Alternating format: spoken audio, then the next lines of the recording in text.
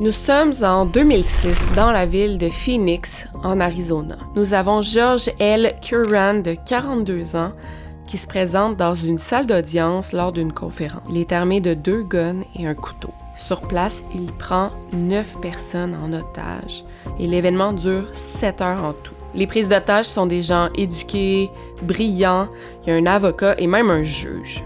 Et lorsque George L. Curran est enfin arrêté par le FBI, ses victimes supplient les enquêteurs d'être doux avec Curran, de ne pas lui faire du mal. Selon plusieurs professionnels, cette situation pourrait être expliquée par le fameux syndrome de Stockholm. Le terme syndrome de Stockholm provient d'une situation très semblable à celle-ci qui a eu lieu à Stockholm en 1973. Durant 5 jours, 2 hommes ont gardé en otage 4 employés d'une banque. Et à la fin de cet épisode très traumatisant, il y a l'une des prises d'otages qui a tellement développé un fort sentiment d'attachement à son agresseur, l'un de ses agresseurs, qu'elle est tombée amoureuse de lui et elle a même rompu avec son fiancé pour être avec l'homme qui a eu une arme de pointée vers elle pendant 5 heures. C'est vraiment une situation particulière. On attribue pas mal le syndrome de Stockholm à plusieurs situations sans vraiment se poser des questions.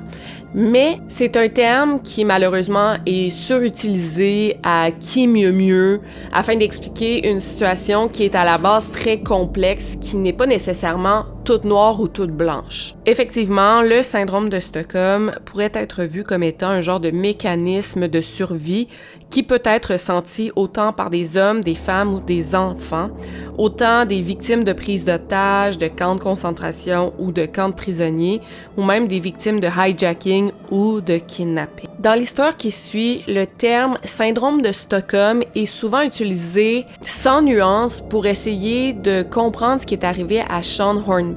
Parce que vous allez voir que cette histoire est loin d'être simple et banale et commune. C'est vraiment ce que je vais vous expliquer aujourd'hui, c'est ce dont on va parler. Restez bien. Allô Internet! Aujourd'hui, je vous arrive avec une histoire très populaire dans le monde du true crime. Honnêtement, je sais pas si je vais réussir à vous apprendre des choses aujourd'hui. Si vous êtes passionné de true crime, vous regardez tous les podcasts, les chaînes de true crime, ben c'est très possible que vous soyez vraiment au courant de cette histoire-là. Je vous avertis. Et je sais pas si je vais être capable de vous apprendre des nouvelles informations parce que ça reste une histoire qui a une énorme part d'ombre autour de celle-ci. Il y a beaucoup d'informations qu'on ignore. C'est toutefois une affaire très intrigante. Je pense qu'on peut en parler pendant des heures. Et moi, j'avais absolument envie de vous la partager pour ceux et celles qui ne connaissent pas l'histoire. Fait que ça risque d'être une vidéo très longue, honnêtement. En écrivant le script pour cette vidéo, j'étais comme, OK, j'ai exagéré dans la longueur de la vidéo. Donc, j'espère que ça va vous plaire. Installez-vous confortablement avec une petite doudou, un thé, un café, un verre d'eau, une boisson énergisante, une bière. OK, vous comprenez le principe. Et lançons-nous dans l'affaire. Mais là, on passe au sponsor rapidement, puis on se retrouve tout de suite après. Avant de passer au programme principal, j'aimerais vous parler de NordVPN, qu'on pourrait qualifier d'application de protection numérique tout en un. Rien de moins. Aujourd'hui, en 2026, j'ai l'impression qu'on ne peut plus faire confiance à qui que ce soit. Genre, les fraudeurs sur Internet se font passer pour des gens de confiance. N'importe quel fichier qu'on ouvre peut contenir un logiciel malveillant. Les pirates informatiques vont genre scruter les Wi-Fi publics pour essayer d'accéder à vos données. Sérieux, c'est à stresser et à angoisser vraiment toutes ces situations-là. Donc ici, c'est ce que NordVPN tout en un nous offre. C'est premièrement l'un des VPN les plus avancés sur toute la planète. Mais aussi, NordVPN nous offre des outils pour nous protéger des menaces en ligne les plus fréquentes, comme par exemple les attaques de phishing, les logiciels malveillants et les scams. Il y a aussi le Dark Web Monitor, donc le moniteur du Dark Web, qui vous avertit immédiatement si vos données sont publiées sur le Dark Web. Et ce qui est cool aussi, c'est qu'un seul forfait avec NordVPN, un seul abonnement vous permet de l'utiliser sur 10 appareils différents. Donc, ordinateur portable, ordinateur de bureau, tablette, téléphone portable, n'importe quel téléphone portable. Si vous en avez 2, vous pouvez l'installer, ces 2 télévisions. Bref, vous comprenez le principe. Donc, grâce à une seule application, un seul forfait, un seul abonnement, vous réussissez à retrouver votre paix d'esprit, votre tranquillité, votre confiance en ligne, et ça, honnêtement, ça n'a pas de prix. Et aussi, avec un service en ligne 24 heures sur 24, 7 jours sur 7, vous pouvez contacter le service à la clientèle à n'importe quel moment où vous en avez besoin. Mais aussi, NordVPN offre une garantie de 30 jours, donc si vous n'êtes pas satisfait, vous pouvez être remboursé sans vraiment qu'on vous pose de questions, dans le sens que si vous n'êtes pas satisfait, hey, pas de problème. On te rembourse. Pour plus d'informations, vous n'avez qu'à cliquer sur le lien dans la barre d'infos ou à utiliser mon code promo Victoria Charlton VPN. En utilisant ça, vous obtenez un deal exclusif à mes abonnés et ça vous offre 4 mois supplémentaires gratuits. Merci à NordVPN de sponsoriser cette vidéo et maintenant, passons à l'affaire. This is not a test.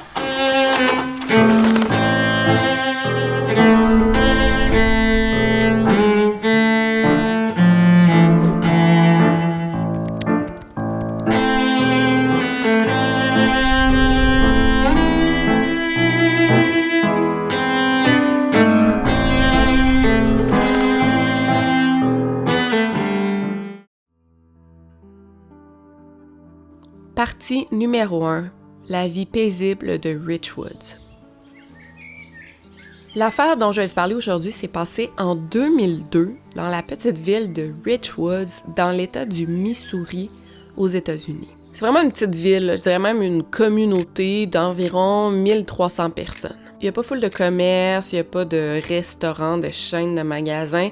C'est vraiment comme un petit village où il y a plusieurs maisons, des maisons mobiles un peu éparpillées à travers la ville. C'est surtout une région où il y a une grosse forêt très dense, des mines abandonnées et des étangs un peu partout. Tu sais, tu peux pas vraiment travailler à Rich Woods, là, tu dois sortir de la ville pour trouver un emploi. C'est une ville où tout le monde se connaît. Si tu déménages à Rich Woods, c'est difficile de se faire des nouveaux amis parce que tout le monde est vraiment se connaît, tout le monde est tissé serré si on veut. Et c'est là que vit le jeune Sean Hornbeck de 11 ans. Sean, c'est un jeune pré-ado typique des années 90. Tu sais, il est né en 91. Donc, il aime jouer à la PlayStation, les Monster Trucks, il aime les courses de motocross. En fait, il aimait vraiment tout ce qui avait un moteur. Il aime manger du fast-food, il aime jouer avec ses chiens, regarder Bob l'éponge. C'est vraiment un petit gars qui est heureux, qui est très intelligent, très attachant. Il a les cheveux bruns, il a des beaux yeux bruns et il a tout plein d'amis de qui il est très proche, mais aussi il est proche de ses parents, Pam et Craig Ackers. Sean vit aussi avec ses 2 grandes sœurs, des adolescentes au moment des faits, et son père et sa mère. En fait, Craig, c'est pas le père biologique de Sean, c'est en fait son beau-père, mais il est dans la vie de Sean depuis qu'il a 2 ans et il l'aime carrément comme un fils biologique, et Sean aime Craig comme un père. Il l'admire énormément et tout comme Craig, Sean rêve de travailler dans le domaine informatique plus tard. Même qu'un peu avant les événements, Craig était en plein processus légal pour adopter Sean pour qu'il devienne officiellement son père. Le père biologique de Sean s'appelle Walter Hornbeck, mais il était en prison au moment des faits. Il est enregistré comme délinquant sexuel et reconnu coupable pour des charges de sodomie et de viol sur des enfants. Quand Sean est né, Walter avait déjà 60 ans, puis il s'est séparé de Pam, la mère de Sean, quand Sean n'était qu'un nouveau-né. Fait qu'il n'a jamais vraiment connu son père, là. C'est pas quelque chose qui lui manquait nécessairement. Voici un peu la situation familiale et maintenant qu'on la connaît, passons directement aux événements. Partie numéro 2, la journée de la disparition. C'est le 6 octobre 2002 que tout a commencé. C'est un dimanche après-midi. Donc évidemment, c'est une journée de fin de semaine, il fait beau, fait que tous les enfants jouent dehors. Ils font du vélo, ils courent dans les champs, ils jouent au basketball, bref, vraiment une journée parfaite. Ce matin-là, Sean s'est levé de bonne humeur, il y avait une belle journée qui l'attendait. Donc il s'est réveillé, il a englouti 2 Pop-Tarts et s'est installé dans le Lazy Boy au salon pour jouer à la PlayStation toute la matinée. Vers 13h, il est sorti pour aller profiter de la belle température. Il a embarqué sur son nouveau vélo vert lime qu'il venait tout juste de recevoir pour son anniversaire et il est allé rejoindre sa gang d'amis. Avant de partir, il a avisé sa mère qu'il serait de retour vers 17h. Cette journée-là, il y a plein de monde qui ont vu Sean à vélo parce qu'évidemment, il était dur à manquer. Là, un vélo vert lime, ça flash quand même. En plus, il portait le t-shirt de l'équipe de baseball dont il faisait partie, qui était orange flash, donc très voyant. Donc, Sean a été vu à vélo, mais aussi près du terrain de basketball avec ses amis. Sean a même fait un petit arrêt au dépanneur du coin pour s'acheter des bonbons et les propriétaires du commerce se rappellent de lui. À 16h, il y a quelqu'un qui l'a vu à vélo près du garage et la dernière fois qu'il a officiellement été vu, c'est à 16h30. Sean roulait près de son école primaire et il était en direction de la maison où il avait dit à sa mère qu'il allait rentrer avant 17h. Il faut préciser que Sean avait peur du noir, OK? Fait que ça pouvait arriver qu'il rentrait en retard. Là. C'est un petit gars de 11 ans. Fait que, il s'est dit à sa mère qu'il va rentrer à telle heure. Ça se peut qu'il arrive en retard. Mais jamais après qu'il fasse noir dehors parce qu'il avait peur. Fait qu'il rentrait pas mal toujours pour l'heure du souper. Pam, la maman de Sean, faisait à souper. Puis elle attendait que son fils rentre d'une minute à l'autre. Mais là, 17h passe. Et là, plus les minutes avancent, plus elle se doute qu'il y a quelque chose qui cloche. Dès les premiers instants, elle sait que quelque chose est arrivé à son fils. T'sais, l'instinct maternel est très, très fort. Puis elle se dit « Ok, c'est pas normal que mon fils soit pas rentré à l'heure. » Immédiatement, elle s'est mise sur le téléphone. Elle a appelé tous ses amis. Bon, t'appelles un ami, il est pas rentré. Tu parles aux parents, t'attends un retour d'appel. Elle a appelé vraiment tout le monde qu'elle connaissait. Personne n'avait vu Sean. Et là, 3 heures plus tard, donc vers 20h, Pam, elle s'est dit « Ok, il y a quelque chose qui est arrivé à mon fils. » Et c'est là qu'elle a appelé la police pour signaler la disparition de Sean. Partie 3. À la recherche de Sean. Ce n'est que le lendemain que les recherches véritables ont commencé. Tout le monde s'était réuni à l'église du coin pour établir un plan d'action. Sur place, il y avait une quinzaine de voitures de police, des vannes, des 4 roues et même un hélicoptère qui survolait la ville. Dès midi, le Richwoods au complet était au courant de la disparition du jeune Sean et très vite, on a réuni environ une centaine de volontaires pour aider dans les recherches. Dans les premières heures, on avait quand même espoir de retrouver Sean sain et sauf. On se disait peut-être qu'il s'est perdu. Encore là, il y a une immense forêt dans Richwoods. Là. Ça vient même dans le nom, là, Woods. Il y a une immense forêt, fait que peut-être qu'il s'est perdu, peut-être qu'il est blessé, puis qu'il n'arrive pas à se déplacer, tu sais. On va finir par le retrouver, ça c'est sûr. Qu'on pensait à rien de dramatique, pas une fugue du tout, ça fitait pas vraiment avec le profil de Sean. Fait qu'on pensait pas qu'il s'était sauvé, encore moins un enlèvement, là. On n'était pas encore là. Donc, on cherchait dans les fossés, dans les lacs, dans les mines abandonnées, les cabanes de bois ou même les maisons abandonnées du coin. Quelques jours plus tard, il y a même un lac qui a été vidé à cause d'une information que la police avait reçue. Là. Vraiment, on a mis tous les dispositifs en place pour le retrouver. Et c'est cliché, là, je l'ai dit dans toutes mes vidéos, on dirait, mais il n'y a pas une pierre qui n'a pas été retournée pour trouver Sean. Les volontaires étaient profondément touchés par la disparition de Sean parce que c'était un des leurs, tu sais. Comme récemment, je vais pas ramener ça à moi, mais récemment, il y a une jeune fille qui a disparu du village voisin d'où j'habite. J'ai l'impression qu'entre petits villages, on se tient les coudes.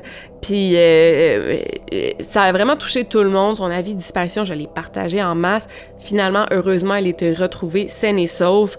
Mais, fait que tout le monde se tenait les coudes serrés.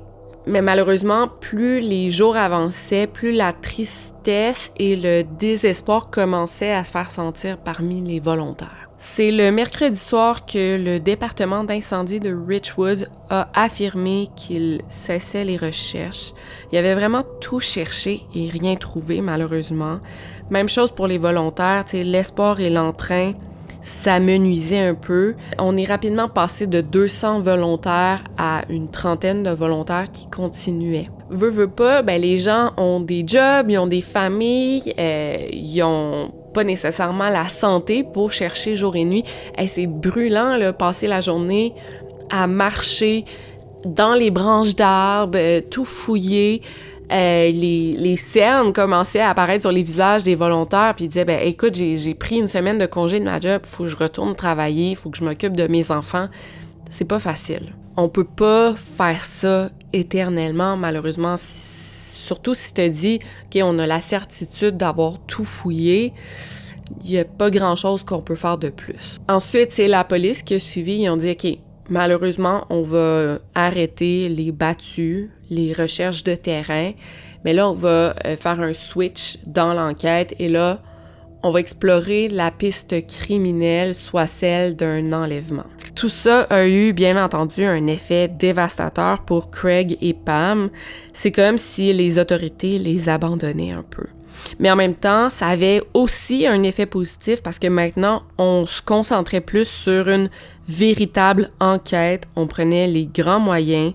La famille avait aussi parti un site web, donc www.seanhornbeck.com, afin que, si des gens ont des informations importantes à transmettre, qu'il y ait une plateforme pour le faire. Et la maman de Sean a dit ceci aux médias, et je cite, « Je me donne pas le droit de penser à des mauvaises choses.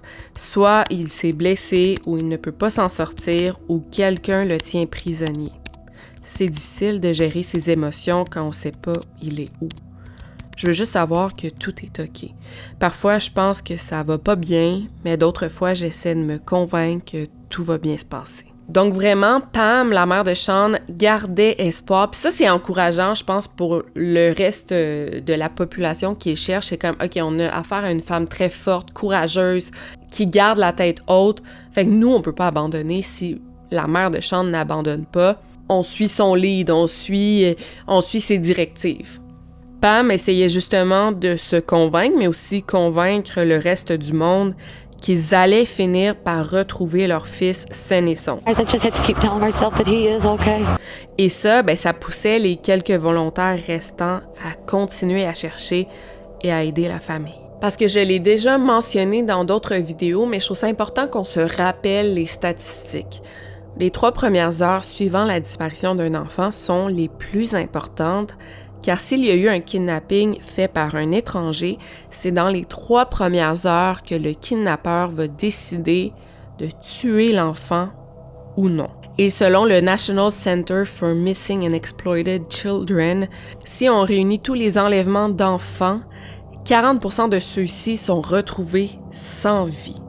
C'est terrible. Mais en même temps, c'est ce que la mère de Sean voyait. OK, oui, 40% des enfants sont retrouvés morts, mais en même temps, 60% de ces enfants sont retrouvés en vie. C'est plus que la moitié. Donc, il y avait quand même des chances que son fils soit retrouvé sain et sauf.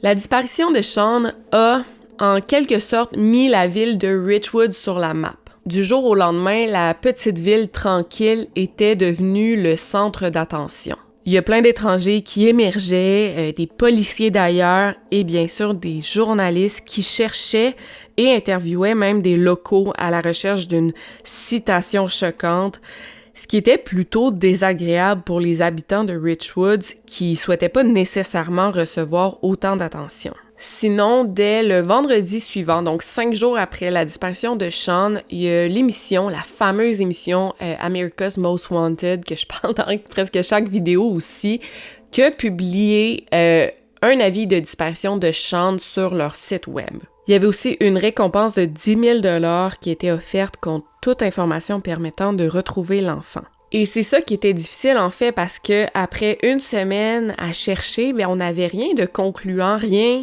de concret du tout, tu sais, pas de corps, pas de vélo, pas de vêtements, pas d'indices, rien du tout. Et c'est vraiment ce qu'il y a de plus étrange dans cette affaire. Tu sais, oui, les gens appelaient la ligne téléphonique pour donner des tips, beaucoup même. On parle de 200 indices qui ont été vérifiés, mais ça n'a malheureusement rien donné. Donc, tu sais pas vers où te tourner pour faire avancer l'enquête. Tu sais pas aussi où donner la tête, tu sais, OK, tu pars de zéro, fait que le monde entier est possible, si on veut.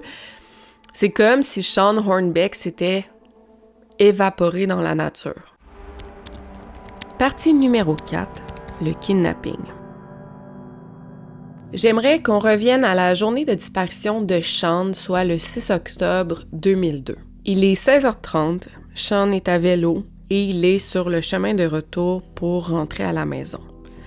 Il est en train de rouler sur une petite route de gravel près de l'église quand un homme à bord d'un pick-up passe à côté de Sean, puis se stationne un peu plus loin pour observer l'enfant. Il repart sa voiture et là décide de suivre Sean tranquillement, même qu'il en vient à rouler genre à côté de Sean à vélo. Il se rapproche tellement près de l'enfant qui roule que là, Sean, il se sent comme collé sur le camion, fait qu'il fait comme une mauvaise manœuvre pour éviter le camion et là, il tombe à vélo. L'homme en question, il sort de son pick-up et s'approche de Sean du côté passager de sa voiture pour s'assurer, entre guillemets, que Sean va bien. Mais c'est là qu'il sort une arme à feu, il la pointe sur Sean et lui ordonne d'embarquer dans son truck. À l'intérieur, il lie les poignets de Sean à l'aide d'un ruban adhésif et dit à Sean qu'il était au mauvais endroit au mauvais moment. Le pauvre enfant devait être terrifié. Dans la voiture, l'homme fait des attouchements sexuels à Sean, un peu pour lui montrer c'est qui le boss, entre guillemets, pour lui faire peur. Puis ça donne une idée des mois et des années à venir. L'homme ramène Sean à son appartement et c'est là qu'il le viole à plusieurs reprises. C'est terrible. Pendant que la police et la famille de Sean commençaient déjà à chercher l'enfant cette nuit-là, l'homme a attaché une corde autour de sa propre taille et ensuite autour de la taille de Sean avant de s'endormir. Comme ça, il n'y avait aucun moyen que Sean puisse s'enfuir sans que l'homme se réveille. Le lendemain matin, avant de partir pour le travail, l'homme a attaché Sean au futon de son appartement et il lui a mis du ruban adhésif sur la bouche pour s'assurer que Sean ne crie pas. Et c'est comme ça que se sont passées les premières 24 heures suivant la disparition, ou plutôt l'enlèvement de Sean. L'homme en question, le kidnappeur de Sean, s'appelait Michael John Devlin et il vivait à environ 90 km au nord de Richwoods, en banlieue de Saint-Louis. Pour cette vidéo, on va l'appeler par son nom de famille, donc Devlin. Je trouve que ça se prononce assez bien, puis c'est comme ça qu'on va l'appeler et non son nom complet, là, donc ça va être Devlin. Devlin vivait dans un tout petit appartement, l'unité D, dans un bloc appartement de 2 étages, dans un genre de quartier industriel près des tracts de chemin de fer de Saint-Louis. C'est un quartier assez démuni, pas trop propre. Tous les appartements du bloc étaient vieux, laids et séparés par des murs en carton. Donc, si quelqu'un écoutait la télévision à un volume trop fort, le bloc entier l'entendait. Faut dire que c'était pas vraiment des appartements permanents, disons. Il y avait vraiment un roulement de locataires qui restait maximum 1 an ou 2, là. Il y avait toujours plein de déménagements à cet endroit-là. C'était le genre d'appartement que tu louais quand tu en quittais un puis t'en cherchais un autre. C'était comme en attendant, c'était pas pour y vivre toute sa vie. Puis quand tu passais devant le bloc appartement, tu voyais comme dans les fenêtres, il n'y avait pas de stores ou de rideaux. Les gens mettaient plutôt des draps ou même des boîtes en carton dans les fenêtres. Dans les salons des gens, il n'y avait pas vraiment de meubles ou de sofas. Les gens mettaient carrément des chaises de camping dans leur salon. Encore une fois, en attendant, c'était pas aménagé. Et sur le terrain devant, il y avait beaucoup de déchets, des botches de cigarettes, des canettes de bière vides. Donc, on peut dire que dans ce bloc, les voisins se connaissaient pas du tout. C'était anonyme, impersonnel, mais pas cher. Et c'est à cet endroit plutôt déprimant que Sean va passer les 5 prochaines années de sa vie. Partie numéro 5, Michael Devlin. J'aimerais continuer à vous parler de Michael Devlin, l'homme qui a kidnappé Sean. Il est né en 1965 et à sa naissance, il a été adopté par un couple très aimant, James et Joyce Devlin. En fait, le couple avait déjà 2 filles, mais ils ont décidé d'être famille d'accueil et ils ont ensuite adopté 4 gars, donc Jamie, Patrick, Brian et Michael. Bien qu'il n'ait jamais connu ses parents biologiques, il a quand même grandi dans une belle famille aimante où il n'a jamais manqué de quoi que ce soit. Au moment des faits, Devlin était un homme dans la mi-trentaine. Puis là, on dirait mi-trentaine, je suis comme « Oh mon Dieu, c'est jeune! » Mais tu sais, c'est sûr que si j'avais fait cette vidéo-là, genre quand j'étais dans la vingtaine, je serais comme « Ok, mi-trentaine, c'est normal. Ça se peut des pédophiles dans la mi-trentaine. » Mais moi, je trouve ça jeune, c'est des gens de mon âge. Je trouve ça comme fou de penser ça. Il était décrit comme ayant une bonne stature, tu sais, il était près de 300 livres. Il avait les cheveux bruns, jamais peignés, un peu gras, une barbe pas rasée. Il portait des lunettes et ses vêtements étaient toujours très fripés, pas très propres. D'ailleurs, c'était malheureusement reconnu que Devlin puait. Tu sais, les gens disaient ça autour de lui. Il était pas propre, il était négligé, il avait pas vraiment ses vêtements, donc il se sentait pas bon. Ce qui, on dirait, ça empire toute cette histoire-là, tu sais. En tout cas, surtout l'été, là, ses collègues voulaient pas s'approcher de lui tellement qu'il puait. Il était pas particulièrement beau non plus, tu sais, il attirait pas l'attention. C'est vraiment un genre de visage commun dont tu te rappelles pas vraiment. Il était vraiment beige. Un gars pas mal normal et ennuyant. Il était aussi un peu weird. C'est un gars très solitaire, il n'y avait pas beaucoup d'amis ni de vie sociale. En fait, les seuls amis qu'il avait, c'était ses collègues de job, mais il les voyait pas vraiment en dehors du travail non plus. Surtout que tous ses collègues étaient pas mal plus jeunes que lui, c'était des jobs étudiantes temporaires pour eux. Mais ceux qui le connaissaient l'aimaient bien malgré tout. C'est un gars quand même poli, voire sympathique et relax. Il aimait passer du temps à la maison, donc jouer à des jeux vidéo genre Final Fantasy et des jeux en ligne avec qui il pouvait chatter. Devlin, il buvait pas d'alcool, il consommait pas de drogue, il fumait quelques cigarettes menthol et buvait du Mountain Dew comme si c'était de l'eau. Devlin travaillait dans une petite pizzeria locale, là, Imo's. Il travaillait là depuis l'école secondaire. Puis c'est ça, quand je vous dis que c'était le plus vieux, c'est que lui, il était rendu dans la mi-trentaine, il travaillait encore dans la pizzeria, mais le reste, c'était tous des étudiants comme lui quand il avait commencé. Il était gérant de la pizzeria, puis il avait jamais voulu changer de job. Tu sais, bien que des gens de son âge ou des amis de jeunesse, tu sais, il avait des bonnes jobs, il était marié avec des enfants, mais Devlin, lui, il était comme bien où qu'il était dans sa vie. Il aimait sa job, il aimait son mode de vie, il voulait pas vraiment plus. Il aimait ce qu'il faisait, il manquait jamais le travail, il était jamais en retard, il avait jamais demandé d'augmentation à son boss. Puis son boss, Prosperi, qui s'appelle, lui faisait vraiment confiance, il y avait une bonne relation. Même que des fois, Prosperi demandait à Devlin « Mais qu'est-ce que tu fais encore ici? Tu pourrais tellement trouver mieux, faire une meilleure job, te trouver une job plus stimulante. » Mais Devlin répondait pas mal toujours la même chose, genre « Moi, je suis un gars paresseux dans la vie. » En gros, il avait comme pas d'ambition, fait qu'il disait « Je suis bien ici, je veux pas changer. » Donc, comment ça se fait que Devlin a eu l'idée de kidnapper Sean? En fait, Devlin connaissait déjà la ville de Richwoods car il était copropriétaire d'un petit lopin de terre à une 50aine de kilomètres de Richwoods où il aimait aller pour camper et pêcher. Et pour aller sur sa terre, fallait qu'il passe par Richwoods.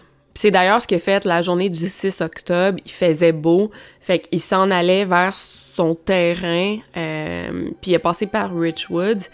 Et c'est là qu'il a vu Sean à bord de son vélo. Et comme il y avait comme personne autour, vraiment, il y a eu la pulsion de le kidnapper. Et en plus, Sean était une cible facile, tu sais. Il était seul, au beau milieu de nulle part. Il mesurait genre 4 pieds 8, il pesait même pas 90 livres. Donc, il pouvait rien faire face à un prédateur de 6 pieds 4 et au-dessus de 300 livres, on s'entend. Et c'est bizarre parce que Devlin était reconnu comme étant le gars qui détestait les enfants. Tu sais, quand il y avait des enfants ou des jeunes qui allaient manger à la pizzeria, il demandait à ses collègues de les servir. Il voulait pas s'approcher des enfants, tu sais. Mais peut-être que justement, cette réticence à être proche d'enfants, ça cachait quelque chose de beaucoup plus sombre. Durant le premier mois suivant sa disparition, le pauvre Sean était enchaîné au futon chez Devlin avec du duct tape sur les lèvres. Et durant ses breaks au travail, Devlin rentrait à la maison, il travaillait vraiment proche de chez lui. Il rentrait à la maison, il détachait Sean pour lui permettre d'aller aux toilettes, de manger un peu, puis ensuite il le rattachait. Et quand ses collègues demandaient à Devlin pourquoi soudainement il rentrait à la maison durant ses pauses, parce que c'était nouveau, il n'avait jamais fait ça avant, ben il disait qu'il y avait un chat qui était malade dans la maison, donc qu'il devait rentrer pour lui donner des médicaments. Et Devlin, il violait Sean presque à chaque jour, là. C'était vraiment de la torture physique, évidemment, et psychologique. Environ 1 mois après le kidnapping, Devlin avait maintenant un nouveau plan. Durant les premières semaines où il a séquestré Sean, il lui disait qu'il allait finir par le retourner chez lui dans pas longtemps, que le calvaire finirait bientôt. Mais là, une journée à la fin du mois d'octobre, Devlin s'est réveillé un matin et il a dit à Sean « Ok, c'est aujourd'hui que je te ramène chez vous. » Et voici ce qu'il a fait. Et là, je vous dis ça dans ses mots à lui, que j'ai traduit. Je l'ai sorti de l'appartement et je l'ai conduit jusqu'à une route en gravelle dans le comté de Washington. Il l'a amené près du terrain où il était copropriétaire.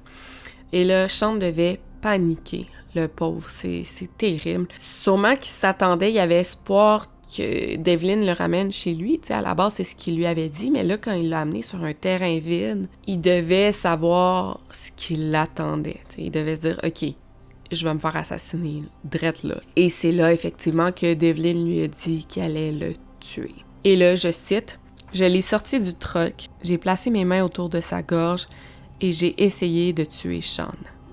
Il m'a arrêté et a réussi à me convaincre de ne pas le faire. » Fait que c'est sûr que Devlin, à ce moment-là, après 1 mois à abuser sexuellement d'un enfant, il devait se dire « Ok, ça fait 1 mois, là, qu'est-ce que je fais avec tout ça? » Il a dû, comme, pas savoir quoi faire de Sean. Il pouvait pas le ramener chez lui, évidemment. Fait qu'est-ce que je fais avec cet enfant-là chez nous, tu sais? Selon Devlin, il a choisi d'étrangler Sean parce que s'il lui tirait dessus avec une arme à feu pour le tuer, il y a trop de sang autour de lui, ça aurait fait trop de sang, trop de dégâts, donc Devlin aurait pu être retracé plus facilement, si on veut. Donc Devlin a attaché les poignets de Sean, il lui a mis du duct tape sur la bouche. Et c'est là que Sean s'est mise à pleurer et à supplier Devlin de ne pas le tuer. Devlin a donc arrêté ce qui avait commencé. Il était capable de bien des horreurs, on s'entend, là. C'est un violeur, kidnappeur, séquestreur, je sais pas si ça se dit. Mais il était pas capable de tuer Sean.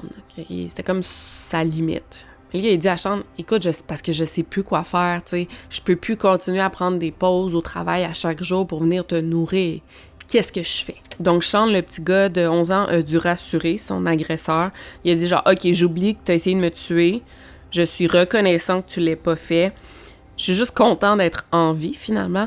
Donc, fais juste me garder chez toi et je te promets que j'essaierai pas de m'enfuir. Devlin, lui, a fait confiance et Sean a respecté sa promesse. Et c'est vraiment la question qu'on se pose dans cette affaire. Pourquoi Sean n'a pas essayé de s'enfuir? Parce que vous allez voir que durant 5 ans, il aurait pu s'enfuir à n'importe quel moment, mais il l'a pas fait. Parce qu'à partir de ce moment-là où Devlin a essayé de tuer Sean, mais il l'a pas fait, qu'il y a eu un tournant qui s'est fait dans cette histoire-là, un genre de switch, et c'est là que Sean Hornbeck est devenu Sean Devlin. Partie numéro 6. Le quotidien. Bien qu'il y avait toujours une question d'attouchement sexuel, de viol, Devlin est très vite devenu une genre de figure paternelle pour Sean. Il l'a même dit ouvertement qu'il aimait Sean comme si c'était son fils. Tu sais, je pense pas que Sean sentait ça. Je pense pas qu'il sentait que Devlin était comme son père. En même temps, on le sait pas. Mais c'est un peu ça, la relation. Vous allez voir pourquoi je dis ça. Ils ont commencé à passer du temps ensemble, tu sais, comme un père puis un fils. Faire du camping, faire du lavage, jouer à des jeux vidéo. Devlin a même enseigné à Sean comment conduire. En fait, Sean, c'était comme aussi un ami pour Devlin, tu sais. Devlin, qui était toujours seul, il était maintenant accompagné de Sean.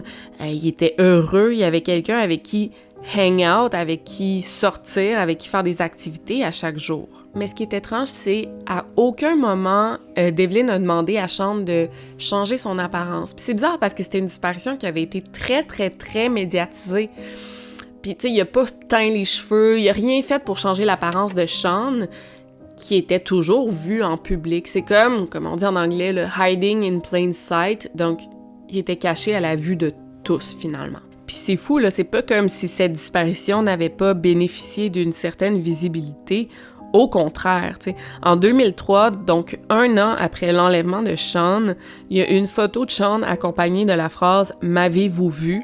qui a été distribuée dans plus de 70 millions de boîtes aux lettres. C'est pas rien, là. Puis ces petites cartes distribuées dans les boîtes aux lettres ont vraiment été prouvées comme donnant des résultats parce que en 2007, grâce à ces cartes, il y a 140 enfants disparus qui ont été retrouvés. C'est énorme. Donc du jour au lendemain, Devlin, un homme seul, un éternel célibataire, était maintenant rendu à la charge d'un petit gars de 11-12 ans. Il n'y a aucun voisin qui s'est posé des questions. Puis c'est un peu ça l'affaire, comme je vous ai dit plus tôt, c'était un bloc appartement avec un gros roulement de locataires. Fait qu'il n'y a jamais qui que ce soit qui restait assez longtemps pour vraiment bien connaître leurs voisins. Fait que ils connaissaient pas trop le mode de vie de Devlin. C'était soit des nouveaux locataires, soit des gens qu'ils connaissaient pas du tout. C'était peut-être un fils qui revenait à temps plein chez son père, on ne savait pas. Il y a un voisin du coin, Rodriguez, qui est un père de famille, qui lui a remarqué que du jour au lendemain, Devlin semblait maintenant avoir un fils qui était apparu comme de nulle part. Un fils qui était toujours sur son vélo autour des blocs appartements ou qui faisait du skate dans la rue. Il jouait aussi avec les autres enfants qui habitaient dans les blocs appartements du coin. Mais Rodriguez s'est jamais vraiment posé de questions non plus parce que ça arrive souvent des pères monoparentales ou peut-être que maintenant il y avait la garde complète de son fils. C'est pas quelque chose de rare. Fait, ça peut arriver. Il y a une fois le père de Devlin qui a croisé son fils Devlin dans un supermarché, une fois. Puis Devlin était accompagné d'un préadolescent, tu sais. Ça, c'est bizarre. Encore là, faut que tu te poses des questions. Mais là, Devlin a dit « Ah ouais, c'est un voisin, là, je le garde pour rendre service. » Fait que pourquoi pas, tu sais. Fait que le père de Devlin s'est pas plus posé de questions que ça. Puis c'était quand même une bonne réponse satisfaisante, si on veut. Et Sean, lui, quand il se présentait, il disait qu'il s'appelait Sean Devlin et que sa mère était décédée dans un accident de voiture. Donc, à certaines personnes, il disait que Michael Devlin était son père, mais à d'autres personnes, il disait que c'était son parrain.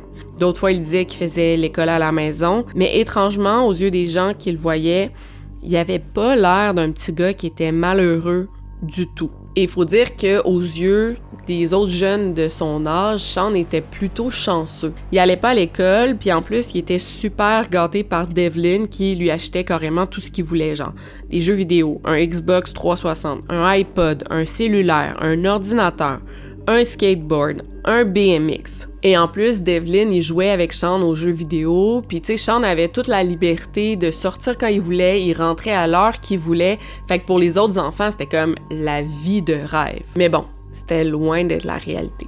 Parce que Sean a jamais voulu dire ce qu'il a vécu exactement dans les moindres détails. Peut-être qu'il va en parler un jour, peut-être que non, tu sais, ça lui appartient.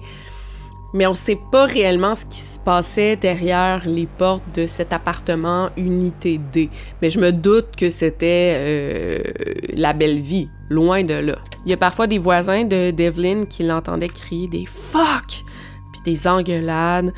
Parfois, ils entendaient Sean qui pleurait. Et je cite « gémir comme un petit chiot à qui on a donné des coups de pied ». C'est horrible. Le voisin d'en haut de Devlin, il dit qu'il entendait souvent des bruits bizarres, genre justement des gémissements, des supplications, des cris. You could hear it coming through the bottom of the floor. He was that loud. Violent noises were often heard in the apartment upstairs. And at one point, he even struck Sean. I heard him. Il avait déjà entendu Sean supplier à Devlin d'arrêter de faire ce qu'il faisait. Ou même Devlin gueuler à Sean, genre « What the fuck, t'es non mais con, pourquoi t'as fait ça? » Fait que c'était pas... C'est ça, c'était loin d'être une belle relation, on s'entend, là. C'était une relation de viol, d'agression sexuelle à répétition. Il entendait aussi des bruits qui ressemblaient à des coups, mais aussi de la musique super forte, genre du groupe Insane Clown Posse, peut-être justement pour camoufler des bruits encore plus troublants. Puis tu lis ces témoignages, puis tu te dis, ben voyons, pourquoi à aucun moment ils ont appelé la police? Parce que moi, je peux vous garantir que je l'aurais fait. Tu sais, des fois, on dit, on peut pas se mettre dans la peau des autres, on peut pas juger, effectivement. Mais moi, je sais que j'aurais appelé la police. Ça m'en prend pas gros pour appeler la police. Puis j'espère que vous aussi, vous l'auriez fait, mais je crois qu'on pourrait expliquer ce phénomène, cette inaction de la part des voisins, par le phénomène du partage du fardeau ou dilution de la responsabilité, ou même on peut appeler ça l'effet du témoin, le bystander effect, qui, selon Wikipédia, se décrit comme suit. L'effet du témoin, appelé aussi effet spectateur ou effet Kitty Genovese, en anglais bystander effect, est un phénomène psychosocial des situations d'urgence dans lesquelles le comportement d'aide d'un sujet est inhibé par la présence d'autres personnes sur les lieux. La probabilité de secourir une personne en détresse est donc plus élevée lorsque l'intervenant se retrouve seul que lorsqu'il est en présence d'une ou de plusieurs personnes. En d'autres mots, plus le nombre de personnes qui assistent à une situation exigeant un secours est important, plus les chances que l'un d'entre eux décide d'apporter son aide sont faibles.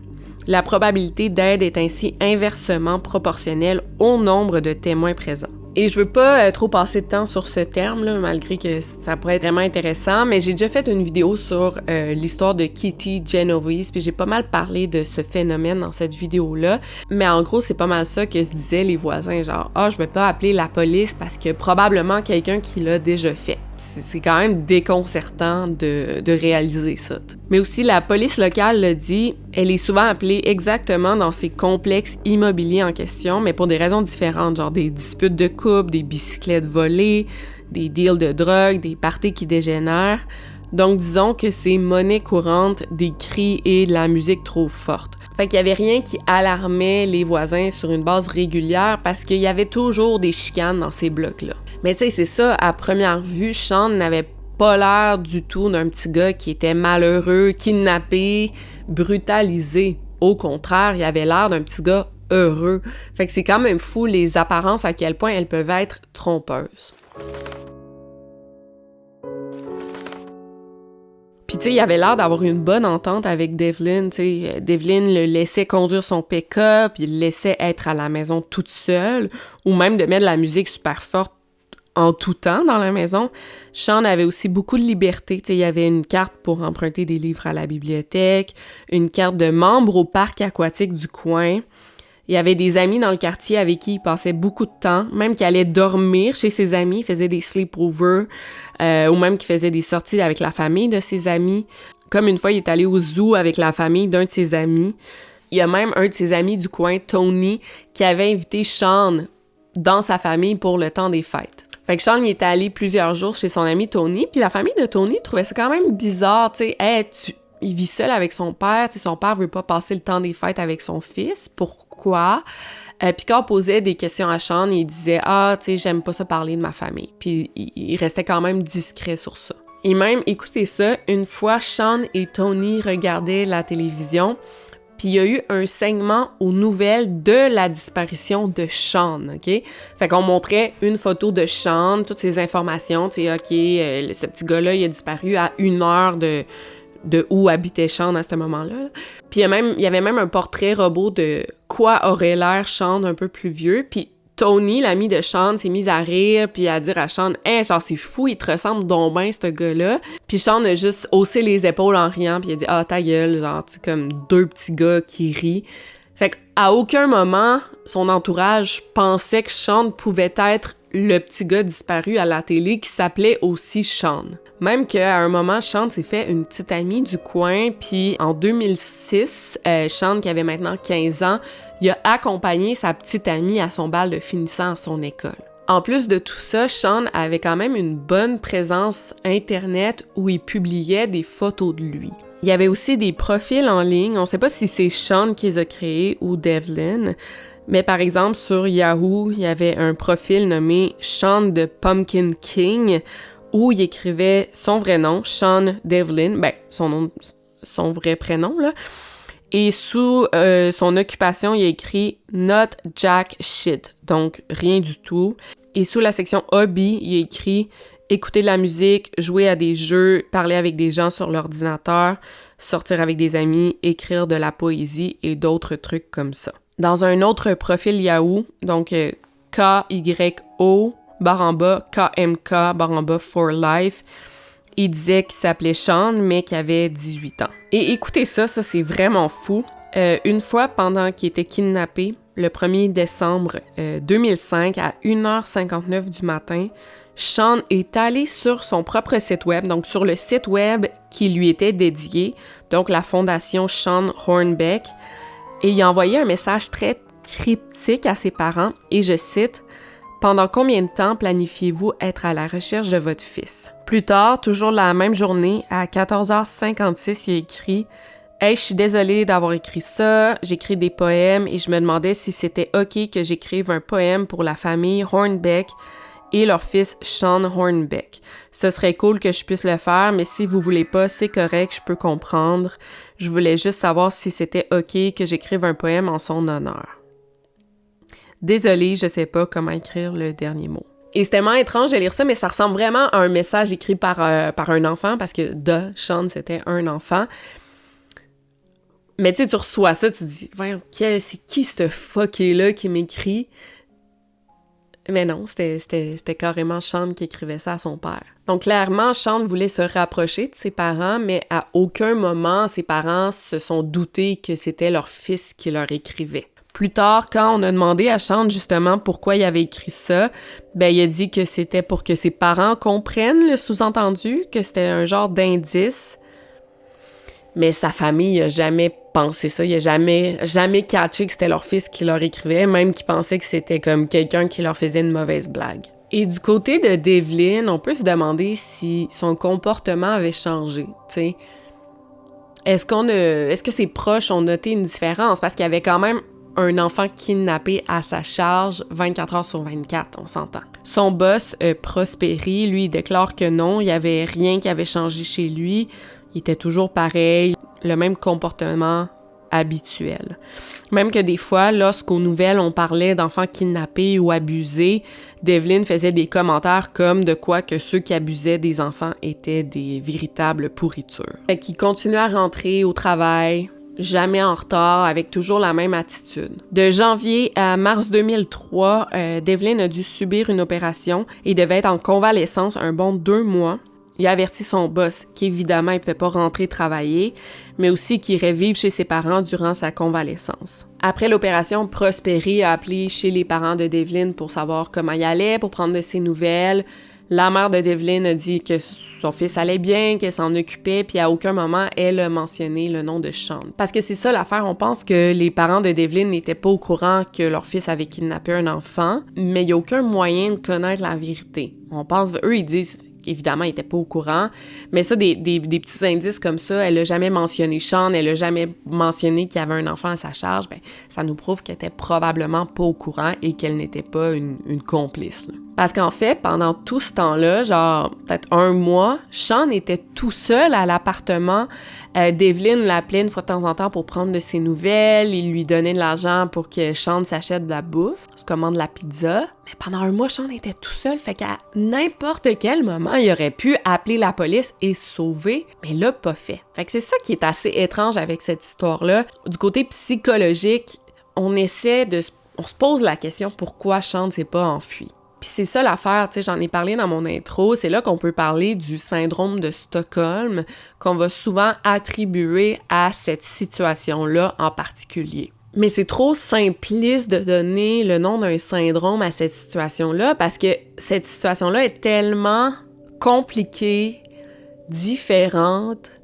Et, je veux dire, c'est arrivé à personne ou presque de vivre une situation comme celle-ci. Ce que Sean a vécu, c'est loin d'être banal et commun. Mais dans son cas, le cas de Sean Hornbeck, qui a été analysé par des psychiatres et, des experts, c'est sûr que Sean montrait des signes d'une personne qui vivait avec des symptômes du syndrome de Stockholm. Selon le docteur Hochberg, qui a fait beaucoup de recherches sur le sujet, voici ce qu'il dit.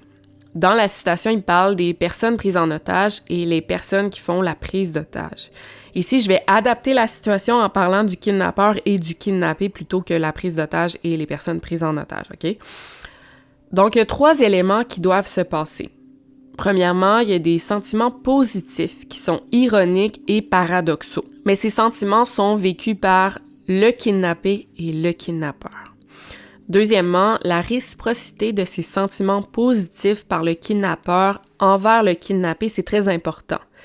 Le troisième facteur, c'est que les 2 individus ensemble, kidnappeur et kidnappé, sont unis par leur sentiment de manque de confiance et même de haine envers les gens de l'extérieur. Dr. Hodgeberg continue en disant, et je vais le paraphraser, que lors de situations de prise d'otage ou dans des cas comme celui-ci, de séquestration, la victime devient un peu comme un bébé de 1 an. Elle peut pas bouger sans demander la permission préalablement, elle peut pas dormir seule, utiliser la toilette seule. Psychologiquement, tu en viens à te sentir comme un bébé vulnérable et dépourvu d'autonomie. Donc quand la personne qui te tient prisonnière doit te donner la permission pour manger, aller aux toilettes, dormir, parler, ben il y a un genre de lien non voulu qui se crée. C'est comme si la personne qui te tient prisonnière est ta mère et toi, tu deviens l'enfant. Fait qu'il y a ce lien mère-enfant qui se crée. Et c'est vraiment intéressant tout ça parce qu'on peut voir dans la situation de Sean qu'il y a comme un lien père-fils qui s'est créé entre Devlin et Sean. Sean n'était pas capable de se nourrir, n'avait pas accès à de la nourriture si Devlin ne lui donnait pas d'argent pour se nourrir, comme un parent avec son enfant. Même que plus tard, Sean a raconté que durant sa captivité, parfois Devlin le laissait pas dormir. Donc, il le réveillait à chaque 45 minutes comme une forme de torture psychologique. Donc, en faisant ça, Devlin manipulait Sean. Il créait un manque de sommeil et ça lui permettait aussi de le dominer. Et ici, on y pense, même au début, le premier mois, Sean était attaché au futon. Fait que fallait que Devlin le détache pour que Sean puisse aller aux toilettes et pour qu'il puisse manger. Et même, il lui enlevait le scotch tape pour que Sean puisse parler. Fait que c'était un peu... C'est pas que Sean voulait avoir ce lien-là parent-enfant, mais c'est un peu ça qui s'est créé malgré lui. Une sorte de dépendance malsaine. Mais en s'adaptant de cette manière-là, en créant ce lien-là avec Devlin, même s'il le voulait pas, ben c'était une façon pour Sean de survivre à une situation aussi terrible. Partie numéro 8, une autre victime. Plus les années avançaient, plus il y avait une sorte de relation de confiance entre Sean et Devlin, mais plus Sean ne satisfaisait plus autant Devlin. Parce que, faut pas oublier, Devlin est un pédophile. Il est attiré vers un type d'enfant en particulier, là. Il avait ses préférences. Et Sean ne correspondait plus à ces critères-là parce que Sean était presque rendu un ado, fait qu'il était plus aussi petit qu'avant. Plus aussi soumis aussi parce qu'il y avait cette relation de... Je veux pas dire relation de confiance, mais Sean ne se soumettait plus aussi facilement à Devlin qu'au début.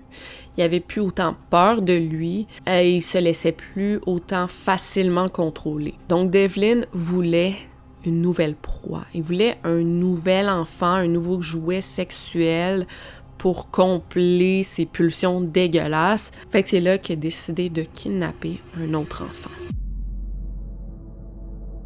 Avant de prendre une décision, Devlin avait bien fait ses recherches. Il a roulé de village en village à la recherche de l'endroit et de la victime parfaite. Par exemple, Devlin savait qu'il voulait absolument kidnapper un enfant à la campagne car les classes finissaient plus tard à la campagne, puis en ville, elles finissaient plus tôt, mais il fallait que Devlin ait le temps d'y aller après le travail. Fait que c'est pour ça l'horaire importait beaucoup. Donc c'est un peu ce qu'il faisait, il finissait le travail, puis là, ensuite, il allait à la campagne, dans certains villages pas loin de chez lui, puis il errait près des écoles primaires à la sortie des classes, et là, il suivait les autobus scolaires qui ramenaient les enfants à la maison. Et comme ça, il avait l'embarras du choix. Il pouvait carrément se trouver un enfant à son goût. Lui, il préférait les enfants âgés entre 11 et 13 ans, pas trop grands, petits, minces, aux cheveux bruns. En fait, un peu comme Sean, finalement. Cette fois-ci, son choix s'est arrêté sur un enfant qui vivait dans le petit village de 1680 personnes, Beaufort, toujours dans l'État du Missouri. C'est le lundi 8 janvier 2007 que Devlin a décidé de mettre son plan à exécution. Cette journée-là, il avait pris l'après-midi de congé, ce qu'il faisait jamais. Au travail, il était comme de mauvaise humeur, il avait l'air fatigué, il avait l'air malade, tellement que son boss lui a dit de prendre l'après-midi de congé. Encore une fois, c'était vraiment nouveau qu'il fasse ça. Devlin a accepté, il est rentré chez lui à 12h50 et c'était parfait parce que ça lui laissait tout l'après-midi pour passer à l'acte. Cette fois-ci, Devlin avait besoin de Sean pour l'aider. Et c'est pas comme si Sean le faisait de gaieté de cœur. Au contraire, il avait supplié Devlin de pas faire subir à un autre enfant ce que Sean avait subi. Ça faisait des mois que Devlin lui parlait de son plan, puis que Sean essayait de l'en dissuader, mais Devlin voulait rien entendre. Et ultimement, c'est lui qui prenait la décision finale. Donc cet après-midi-là, Devlin a embarqué Sean dans son pick-up. Il a aussi amené son arme à feu, du duct tape et un hoodie gris. Il a même dit à Sean que vu qu'il était dans le truck avec lui, il était maintenant autant responsable que lui. Donc, selon Devlin, s'il se faisait arrêter, Sean était autant responsable, il était autant dans la merde que lui parce qu'il était entre guillemets son complice. Mais c'est pas vrai, ça aurait pas été ça, mais Sean il savait pas. Puis la job de Sean, c'était de calmer l'enfant une fois qu'il était kidnappé et à l'intérieur du pick-up. Donc, Devlin s'est rendu à Beaufort et il s'est stationné près de la maison du petit gars qu'il avait repéré quelques jours plus tôt, un petit gars à lunettes, très cute. Et à 15h30, l'autobus scolaire jaune a déposé 2 enfants à l'arrêt d'autobus, Ben Ownby, de 13 ans, ainsi qu'un autre enfant un peu plus vieux, Michael, de 15 ans. Michael avait déjà une auto qui stationnait près de l'arrêt d'autobus et rentrait chez lui à chaque jour en auto. Évidemment, il n'avait pas le droit de conduire, mais bon. Et tandis que Ben, lui, lorsqu'il se faisait déposer par l'autobus, il rentrait chez lui en courant avec son petit sac à dos rempli de livres d'école. Il habitait à environ 500 mètres de l'arrêt d'autobus. Donc, Devlin a décidé de suivre Ben en auto, encore une fois côte à côte avec Ben qui marchait. Et là, il a ouvert la porte de l'auto pour demander à Ben où vivait une telle personne. Le petit Ben était nerveux, mais il s'est quand même arrêté pour répondre. Et c'est là que Devlin est sorti de l'auto, il a pointé une arme à feu vers Ben, puis il lui a ordonné de monter à bord de l'auto. Pauvre petit loup, c'est tellement triste. Puis Ben n'arrêtait pas de demander genre pourquoi, puis Devlin lui disait genre parce que go, embarque dans l'auto. Et là, Devlin a comme embarqué Ben de force dans son auto comme si c'était un objet sans valeur. Dans l'auto, Ben a quand même dû être rassuré de voir un autre jeune de son âge. Sean essayait d'être doux et rassurant avec Ben et lui parlait des trucs qu'il aimait regarder à la télévision ou ce qu'il aimait manger. À Beaufort, les parents de Ben n'ont pas attendu trop longtemps avant de se rendre compte que quelque chose clochait. À 15h45, ils commençaient déjà à s'inquiéter parce que ça faisait 15 minutes que Ben était sorti de l'autobus, donc il aurait déjà dû être rentré. 16h, toujours rien. Et là, à 16h10, sans attendre une minute de plus, le père de Ben a appelé la police pour signaler la disparition de son fils. Partie numéro 8, à la recherche de Ben. Ça n'a pas été long pour que la disparition de Ben Ownby soit autant prise au sérieux que celle de Sean 5 ans plus tôt. Il y avait des polices partout, des volontaires, des chevaux, des chiens, un hélicoptère. On était vraiment en mode action. L'affaire ici, c'est que Devlin n'avait pas été aussi prévoyant, aussi prudent que lorsqu'il avait kidnappé Sean 5 ans plus tôt. Ici, Devlin avait commis une grave erreur. En fait, il avait laissé un témoin important derrière lui, le jeune Michael de 15 ans qui était sorti de l'autobus en même temps que Ben. Michael et Ben se connaissaient depuis toujours. Ils avaient toujours habité pas loin l'un de l'autre, puis ils prenaient l'autobus ensemble depuis des années. Michael, il avait aussi une passion assez incroyable pour les voitures. Puis nous, les gens normaux, on connaît pas ça, là. Je dis nous, peut-être qu'il y en a dans ma communauté qui en a, mais mon mari est pareil, il est passionné de voiture, fait qu'il va voir une voiture passer super rapidement, puis il est capable tout de suite de dire le modèle et l'année de la voiture. Il va remarquer comme les moindres petits détails, puis il connaît vraiment tous les termes. Moi, pas du tout. Fait que Michael était autant passionné de voitures, puis en plus, il avait une mémoire photographique, fait qu'il avait une mémoire inébranlable. Quand Ben s'est fait kidnapper, Michael avait justement détourné le regard vers la maison de Ben et c'est là qu'il a vu un pick-up Nissan blanc qui roulait au milieu de la route, mais comme en verticale. Et quand Michael l'a regardé, l'auto a genre fait marche arrière dans le fossé, il a conduit un peu, puis il a fait demi-tour, puis il est parti en trombe à haute vitesse. Et c'est plutôt étrange de voir ça à 15h30 dans un petit quartier tranquille comme ça. Et Michael n'avait jamais vu ce pick-up avant. Et il le sait parce qu'il connaît vraiment toutes les voitures de son voisinage. Il aime ça, les autos. Fait qu'il a remarqué ce pick-up-là en question. Il l'avait jamais vu avant. I seen a white Nissan pickup sideways in the road. And it took off flying down the hill. And it pulled in my neighbor's driveway. And I pulled up in our driveway. And it backed up and took off. And that's the last time I've seen it. Alors, il avait remarqué que la Nissan était un vieux modèle, un peu usé même, et que le mot Nissan était écrit en noir sur le derrière de la voiture. Il y avait des bosses et de la rouille du côté passager. Il y avait aussi une boîte sur le dessus du pick-up ainsi qu'un rack à échelle dessus. C'est quand même des détails importants.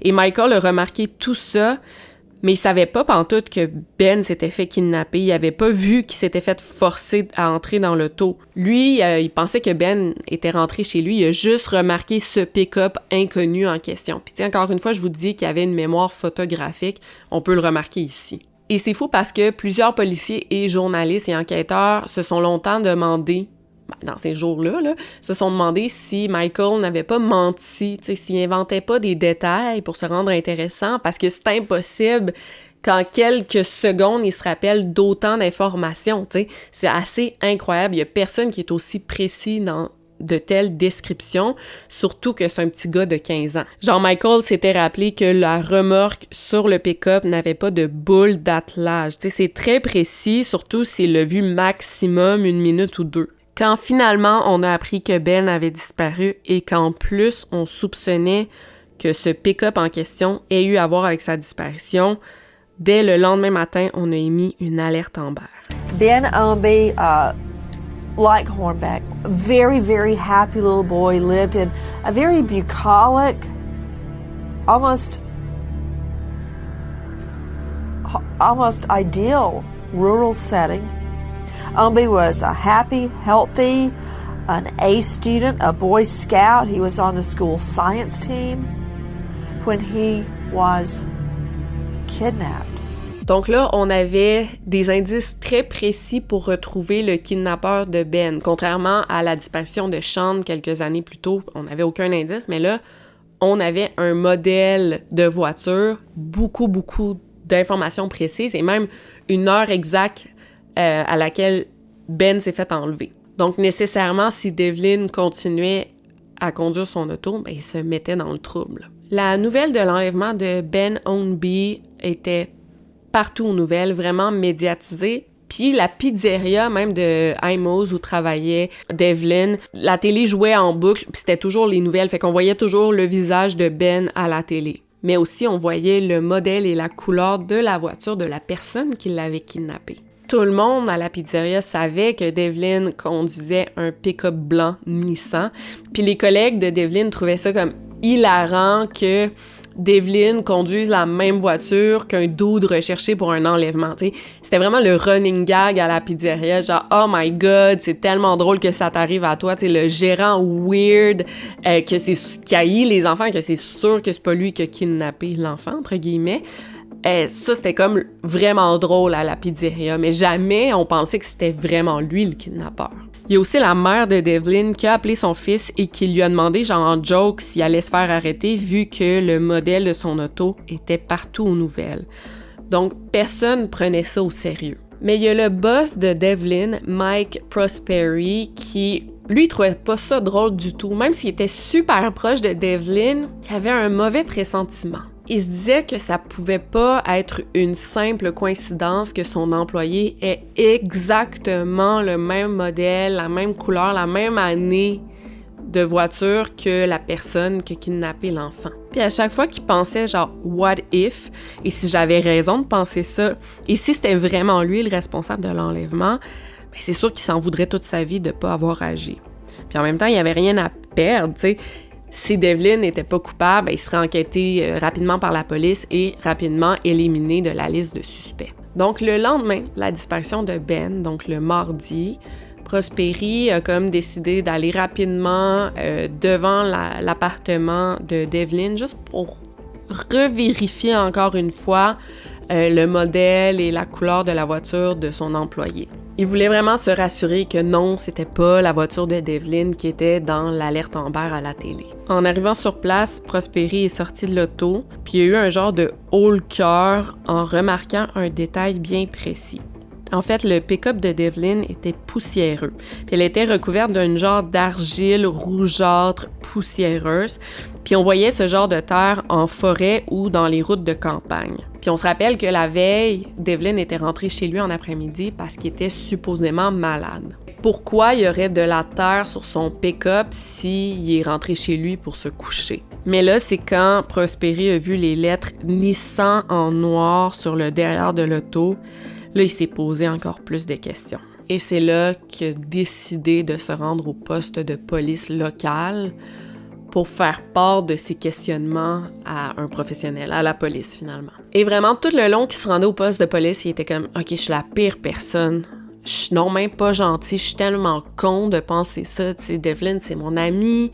J'étais en train de le poignarder dans le dos, même qu'il en a parlé à sa fille, puis sa fille était comme « Dad, you're a dick », genre « T'es vraiment con de penser ça, c'est sûr que Devlin n'a rien à voir avec la disparition, comment peux-tu même y songer? » Mais ce qui l'a poussé à poursuivre ses démarches, c'est carrément que le poste de police était à moins de 5 minutes de la pizzeria, fait qu'il se disait « Je perds rien à y aller », tu sais.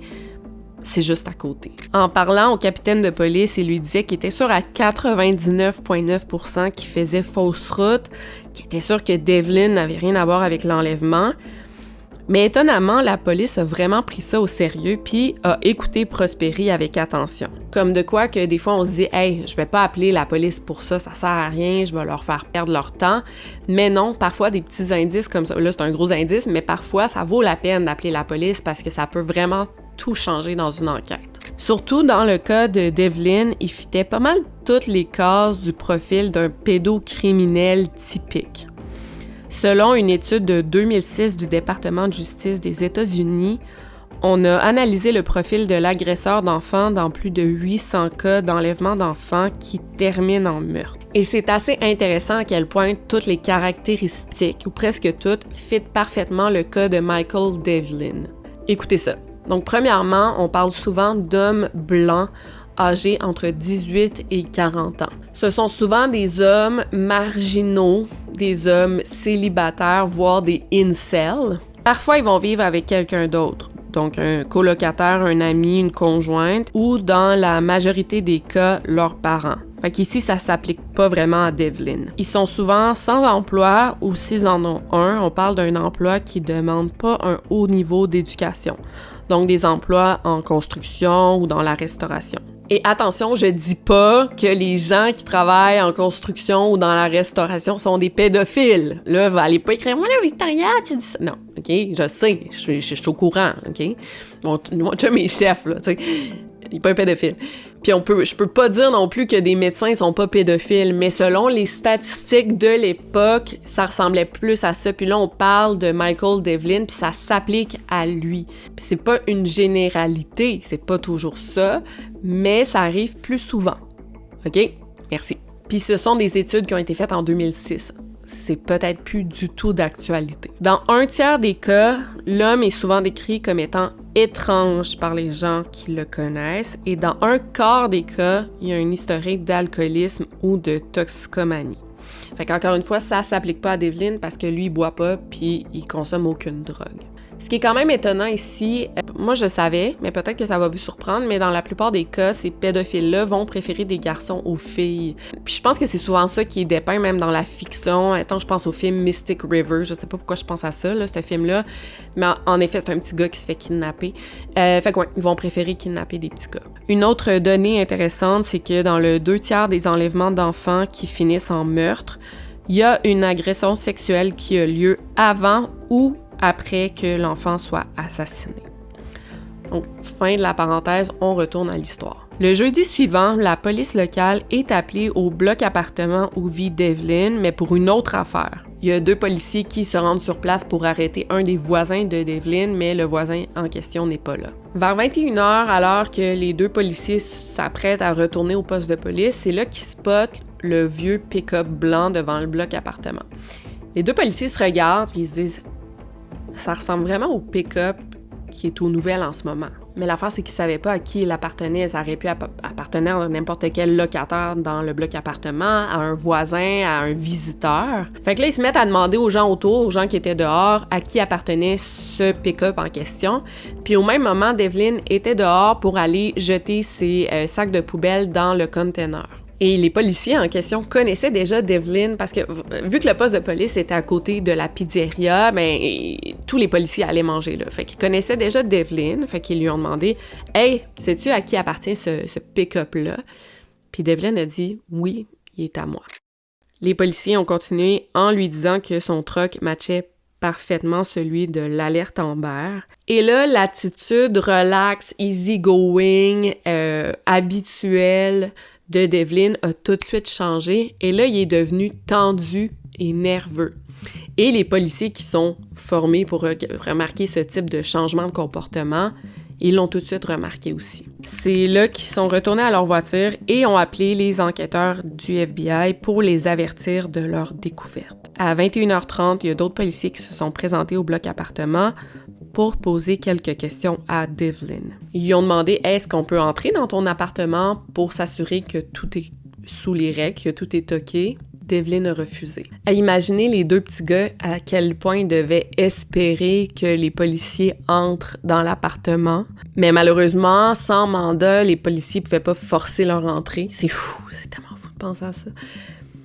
Parce que what if, ils se trompaient, mais ils savaient, t'es pas mal sûr qu'il y avait la bonne personne. Mais tu sais, fait qu'ils ont pas pu entrer dans l'appartement de Devlin, mais c'est pas grave. Ils pensaient quand même que c'était un bon suspect. Ils pensaient qu'ils avaient trouvé la personne, fait qu'ils ont décidé de mettre une surveillance 24 heures sur 24 sur l'appartement de Devlin.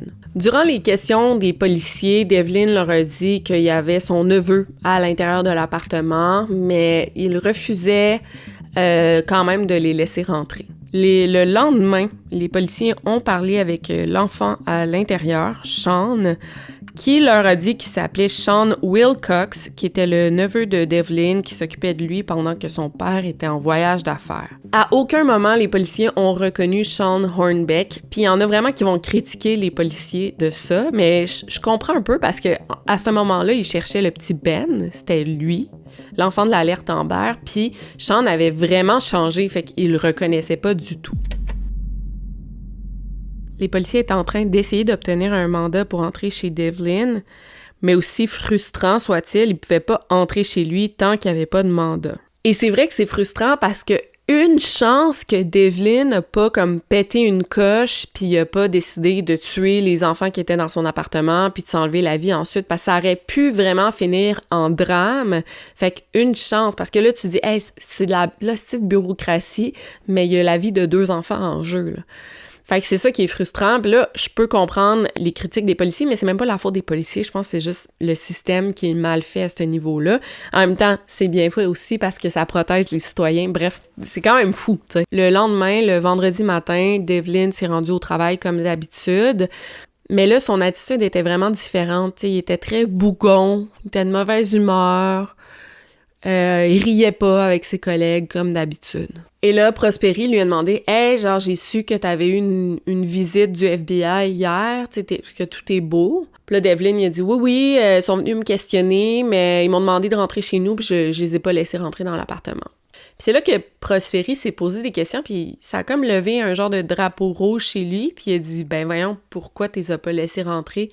Ça aurait juste confirmé que t'étais pas la personne recherchée, tu sais. Pourquoi prolonger ce supplice-là? T'es con, t'aurais dû les laisser rentrer. » Puis Devlin, il a juste dit « Ah, ben, ils me l'ont pas demandé gentiment. » So I said, Mike, what the hell are you doing? If a police officer wants to look at your house, you let him look. Plus tard dans la journée, il y a quelques enquêteurs du FBI qui se sont rendus à la pizzeria pour continuer à poser des questions à Devlin, qui était vraiment nerveux, il était tendu, il respirait vite, il avait de la difficulté à garder son calme. Et c'est là qu'il a juste déballé son sac, puis il a dit Le petit gars qui est chez nous, c'est pas mon neveu, c'est Sean Hornbeck qui est porté disparu. C'est moi qui l'ai kidnappé.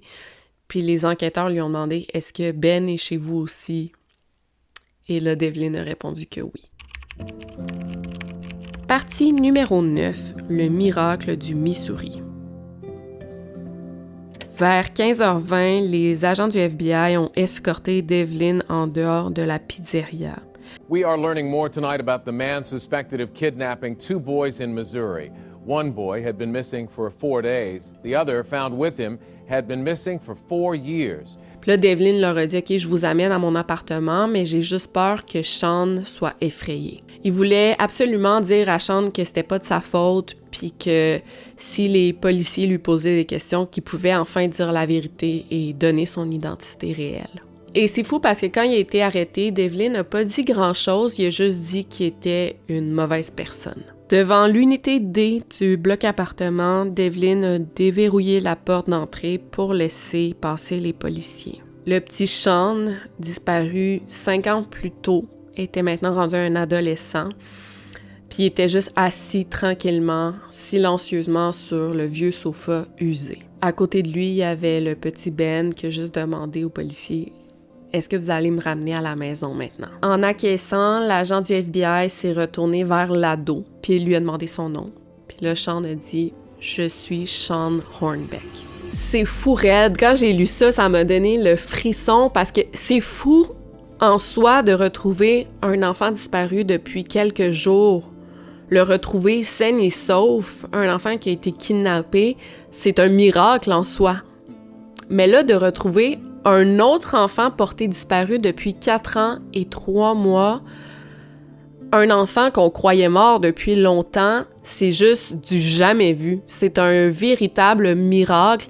Et ça, c'est une journée assez folle pour les policiers qui vont s'en rappeler toute leur vie de cet événement-là. Et dans ces histoires-là, je trouve ça toujours tellement touchant, les moments où les parents apprennent que leur enfant est retrouvé sain et sauf. Ça me fait toujours pleurer, puis quand j'ai lu le livre, c'était pareil, là.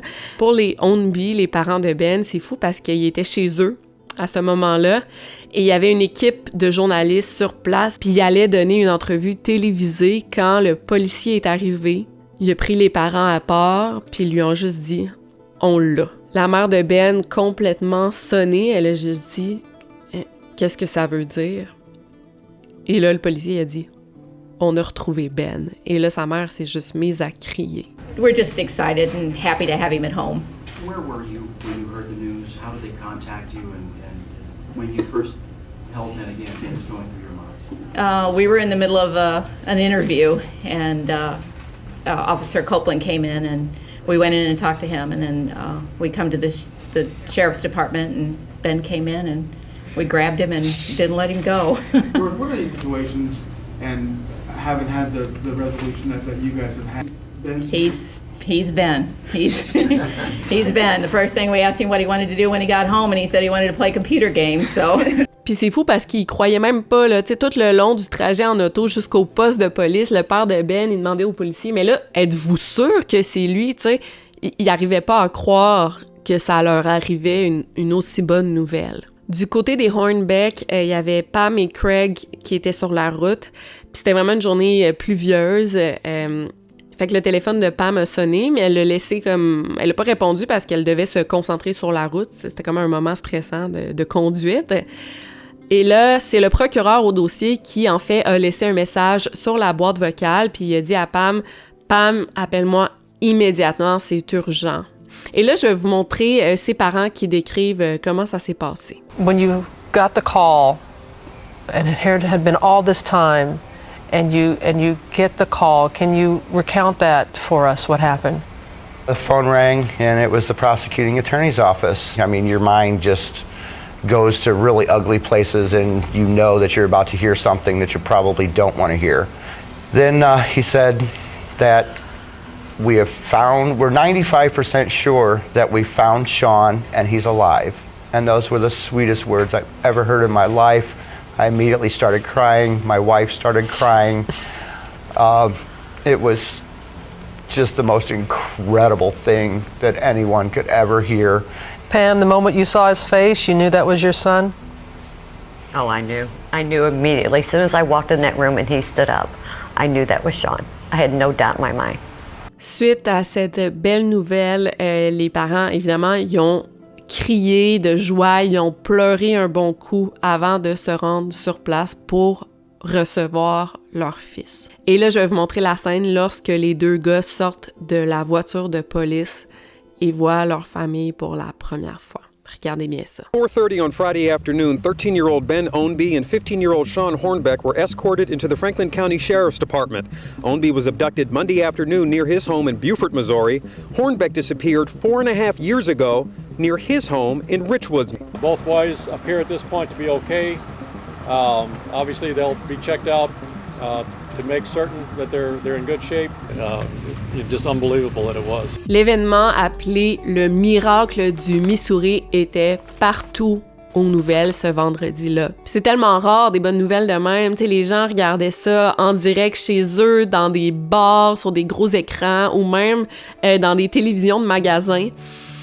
Puis là, ils regardaient ça en direct, puis genre, c'était comme une vague d'espoir chez les Américains.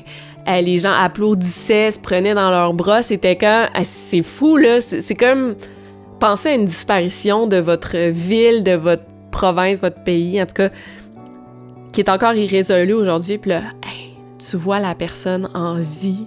Elle est saine et sauve. Quelle belle nouvelle. Sean et sa famille ont pu donner une première entrevue dès le lendemain. Mais là, la première étape, tu sais, tu reçois ton fils, OK, on rentre chez nous de même, genre. Première étape, ce fut de lui trouver des nouveaux vêtements parce que ses anciens vêtements qu'il avait à la maison lui faisaient plus, tu sais. Après 4 ans, il avait énormément grandi. Mais aussi de s'assurer qu'il allait bien, mais Sean allait super bien, tu sais, il était en santé, il était heureux, il était calme, il arrêtait pas de coller sa mère parce qu'il s'était tellement ennuyé, tu sais, puis il était rendu à 15 ans, mais c'est comme s'il avait encore 11 ans dans sa tête, un peu, en tout cas. Et tout avait changé pour lui. Il y avait maintenant un neveu et une nièce. L'une de ses sœurs, qui était comme super jeune à l'époque, était maintenant rendue mariée. Toute sa vie avait changé, puis il avait manqué des événements assez importants. Sean a accordé quelques entrevues, mais après, ils ont comme décidé que c'en était assez. T'sais, ils voulaient juste retrouver un semblant de vie normale, puis arrêter d'être toujours à la télé, ce qu'on peut comprendre. Même chose pour Ben, quand il est rentré chez lui, il a dit « Hey, je veux juste retourner dans ma chambre, jouer à des jeux vidéo, puis être chez nous ». Ce qui a quand même rassuré les parents de Ben quand ils ont vu leur fils genre juste recommencer à gamer, genre « OK, c'est notre petit Ben à nous, il a pas tant changé finalement ». Je veux juste m'enseigner un truc complètement fou, c'est que évidemment à travers les années, il y a des médiums qui ont contacté la famille de Sean et tous les médiums avec qui les parents de Sean ont été en contact, ils ont tous donné des informations qui étaient fausses. Et ça, je trouve ça fou parce que moi, j'adore ça, les médiums. C'est pour ça que j'en rencontre aussi souvent pour ma chaîne parce que moi, je crois au phénomène des médiums. Mais je pense que 99% des médiums, c'est des charlatans. Puis, tu sais, je le vois, là, en rencontrant, puis on m'en propose, puis tout. J'en connais une qui est sa coche, là. D'ailleurs, je fais un projet avec elle dans pas longtemps. Bref. Fait que c'est intéressant de faire l'exercice puis de faire attention justement à ces fameux charlatans. Donc les parents de Sean ont été invités au The Montel Williams Show en 2003, puis il y avait une médium sur place très connue, Sylvia Brown, qui leur a fait une lecture et regardez ça. He was grabbed. Grabbed. Is there any better description of the vehicle other than just a blue sedan? The vehicle is a blue sedan, and I think it's a Chevrolet. It's an older Chevrolet. It reminds me of what I had years ago, you know, with the tail fins on them, which was around 58, 59. It's an old model car. Old model car. I think they called them, what were they, Impalas? Were the Impalas? Yeah. Pretty sure it was Impala. Is there any kind of a description of the person driving the car? Yeah. The guy was dark-skinned. Although he wasn't black, he was more Hispanic looking. Had real long, dark hair. And strange enough, Hispanic, but he had dreadlocks.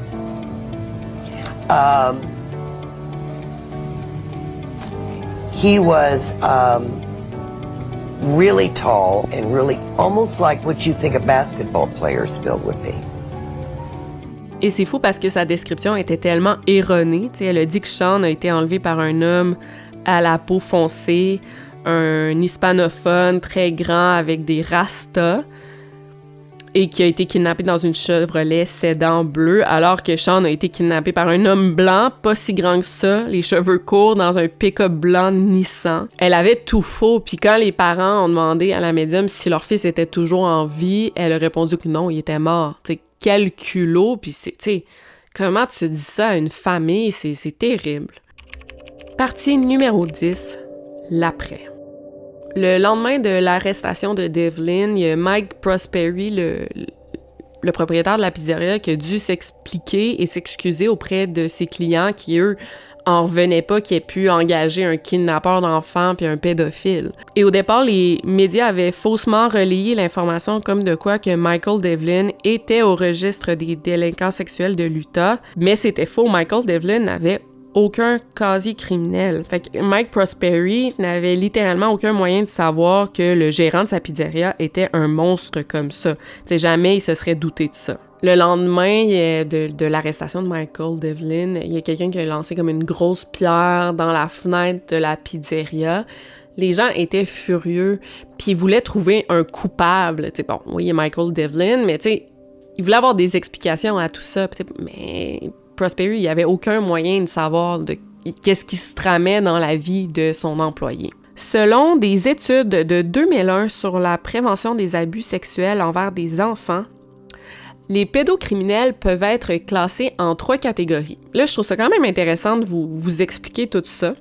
Écoutez bien ça. Donc, la catégorie numéro 1, il y a le général qu'on appelle. Donc, 70% des pédocriminels abusent d'enfants dans leur famille immédiate ou éloignée. Donc, on parle souvent de père, de grand-père, de beau-père, d'oncle, de cousin, des hommes de la famille proche. Et là, je dis des hommes parce que je sais pas, statistiquement parlant, c'est vraiment beaucoup plus des hommes que des femmes, là. Malgré qu'il y a quand même des femmes pédophiles. Mais c'est souvent des hommes, c'est ça. OK. Comme c'est cité dans le livre, ces prédateurs vont faire de la coercition auprès des enfants avec des phrases comme « Tu sais comment j'aime ça » ou « Si tu m'aimes, tu vas me toucher ici ». C'est dégueu là, de nommer ces phrases précises à voix haute, mais je veux juste vous montrer un peu ces exemples, c'est important de les mentionner, puis aussi comment ils fonctionnent. Donc clairement, ils manipulent les enfants et les liens familiaux pour obtenir ce qu'ils veulent.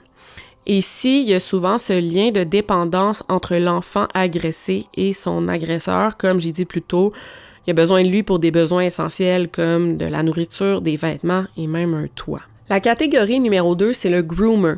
Donc, on pourrait parler, comme par exemple, ici, on peut nommer un coach de hockey, un moniteur de camp de jour, un professeur, un prêtre. Puis c'est vraiment des clichés, mais c'est pas des clichés pour rien parce que on parle de figures autoritaires en qui les enfants ont confiance, des emplois aussi qui leur permettent d'être proches des enfants en tout temps. Puis souvent, c'est des adultes que les enfants aiment beaucoup, qu'ils admirent, en qui ils ont confiance. Les groomers vont établir justement un lien de confiance, souvent en donnant beaucoup d'amour aux enfants, de l'affection, des compliments et des cadeaux.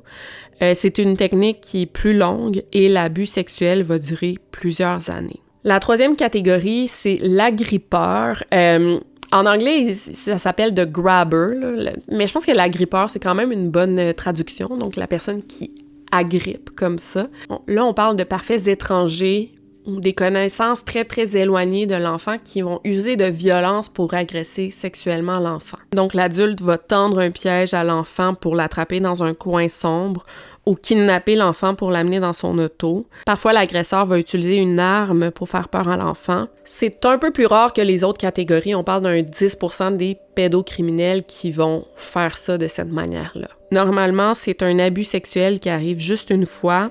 Ça dure une 30aine de minutes et ensuite, l'enfant est relâché ou parfois tué. Et si l'agresseur sexuel veut agresser à nouveau, ben ça va être un autre enfant qui va être la victime dans la plupart des cas. Et c'est très simpliste là, de catégoriser ça en 3 catégories différentes. Mais moi, j'aime ça quand c'est clair avec des exemples très concrets et précis.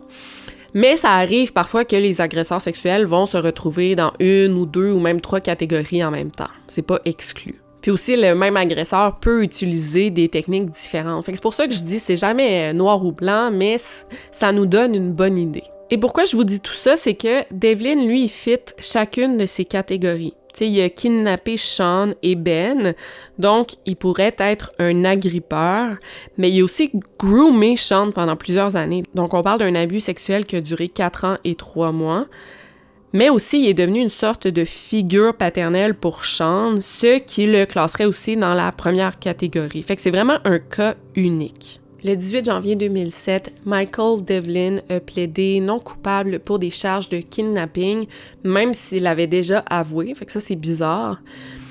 Mais le 5 février, il y a 71 nouveaux chefs d'accusation qui se sont ajoutés, donc une charge de kidnapping de Ben Ownby, ainsi que 17 charges de sodomie forcée, 53 charges pour le kidnapping de Sean, et une charge de kidnapping et 52 charges de sodomie forcée.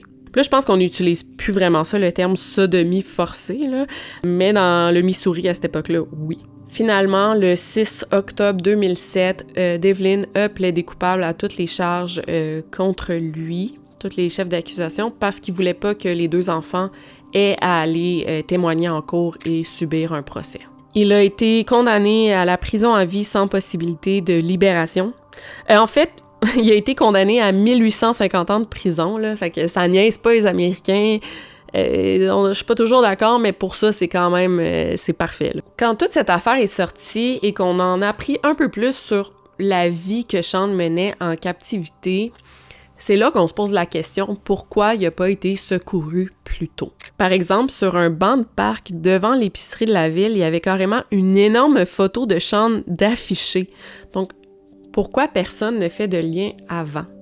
Les gens sont tellement dans leur vie, dans leurs problèmes, ce qu'on peut comprendre. Tout le monde a sa propre vie, ses propres enjeux qui...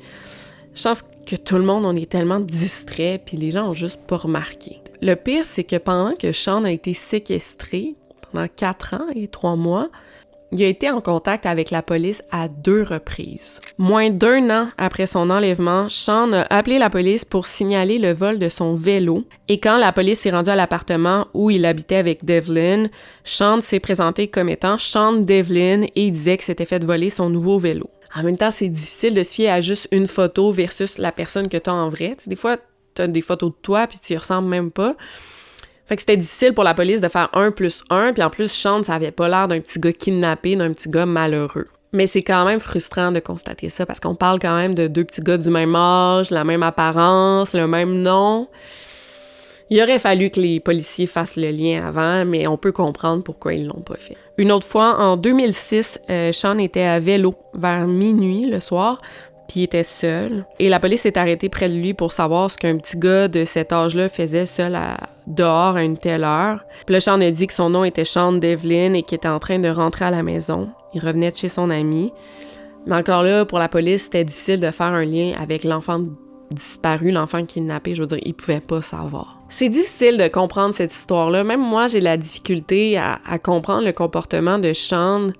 Comment ça, il est resté dans l'appartement autant d'années, alors qu'à n'importe quel moment où il était en dehors de l'appartement, il pouvait se rendre à un poste de police, il pouvait s'enfuir, il pouvait avertir un inconnu, tu sais, n'importe qui. « Hey, je suis Sean Hornbeck, j'ai été kidnappé. » Puis il y a même des gens qui ça fâche, cette histoire-là. Il y a même plusieurs personnes qui disaient « Ben là, il devait aimer ça, être là, s'il restait à la maison. » C'est un peu immature de penser ça, mais il y en a qui pensent ça. Même que 6 mois après le retour de Sean dans sa famille, il y a des actes de vandalisme qui ont commencé. Quand Sean était disparu, ses parents lui avaient fait faire une genre de plaque en l'honneur de Sean. Et là, quelqu'un a roulé dessus avec sa voiture. Les parents de Sean avaient aussi planté un arbre en l'honneur de leur fils qui a été vandalisé. Il y a aussi un petit banc avec la photo de Sean qui a été détruit. L'affaire, c'est que les gens aiment les étiquettes, les moules, les histoires déjà toutes faites. Fait que quand tu déroges un peu de la norme comme ça, puis qu'on a affaire à une histoire comme celle de Sean qui est complètement incompréhensible, ben ça peut fâcher les gens qui vont se permettre de juger, puis de se poser des questions, puis émettre des grossièretés, des énormités comme « Ah, Sean devait aimer ça, être chez son agresseur sexuel s'il est pas parti ». Ça va faire bientôt 20 ans de cette histoire-là, depuis la journée où Sean et Ben sont rentrés chez eux. Évidemment, on n'a plus vraiment de nouvelles de ces deux petits gars-là qui, là, ils souhaitent être en dehors de l'œil du public, ils veulent vivre leur vie privée. Ils sont passés à autre chose, là, tu sais, puis on peut comprendre qu'ils veulent plus donner d'entrevues, puis aller dans des podcasts, puis tout ça. On sait que depuis, ben, Sean s'est marié, il est rendu père à son tour. Ben, lui, aussi, il a passé à autre chose. Je pense qu'il est aussi marié et il est rendu photographe dans des événements privés.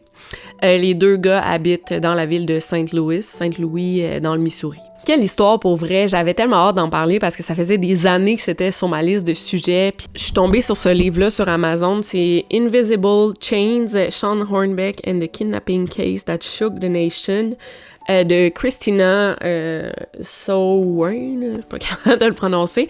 C'est rare, là, mais je vous le conseille pas nécessairement. En fait, les parents, la famille, il y a personne qui a participé à ce livre-là. Je pense pas que les enquêteurs aient participé. C'est vraiment un résumé de l'histoire très bien fait, là. Tu sais, je veux dire, elle a pris tout ce qui est disponible, des articles, des documentaires, des témoignages. C'est un peu ce que je fais, finalement, t'sais, mais en livre. Puis je pense que je vous ai vraiment fait une vidéo complète à partir de ce livre-là, mais en tout cas, mais je vais quand même mettre le lien vers le livre dans la barre d'infos. C'est quand même une journaliste pour le St. Louis Post-Dispatch et le Los Angeles Times, là. Elle a gagné un prix Pulitzer pour un travail journalistique, là, pas ça. Bref, c'est ça. C'est vraiment bien fait, mais je pense que ma vidéo est complète aussi. Fait que, hey, c'était une vidéo tellement longue, je pense. Moi, j'ai dû recharger la pile de ma caméra 3 fois. Fait que j'espère que vous avez aimé ça, mais il y avait tellement de détails que je voulais pas oublier. Sinon, oubliez pas de garder l'œil ouvert. Restez attentif aux petits détails de la vie. Ça doit pas être le seul enfant kidnappé qui est séquestré. Il doit y en avoir plein d'autres. Faut juste les retrouver. J'espère que vous avez aimé cette vidéo et on se retrouve très bientôt pour une nouvelle affaire. C'était Victoria Charlton. Over and out. Bye. You're not the person I expected to meet. I get that a lot. I was expecting to meet a young man who was very angry, who was raging inside. No one would blame you. I've never really been an angry person. I've always been kind of the nicer child. You know, I've had my moments when I can be mean, but like when it comes to towards other people, I've kind of always been an upstanding kid. You're not angry for the time that you've lost, for the things that have happened to you. Every time you lose something, you gain something. You know the saying, people look at the glass half empty when others look at it half full? I work on the good times. Like, I'm already thinking about tomorrow and, you know, 3 days ahead, you know, when I get home, my friends, the motocross I can ride and stuff like that. I just look towards that to make my life happier. Instead of looking at back on my life to make me happy, I look forward to my life.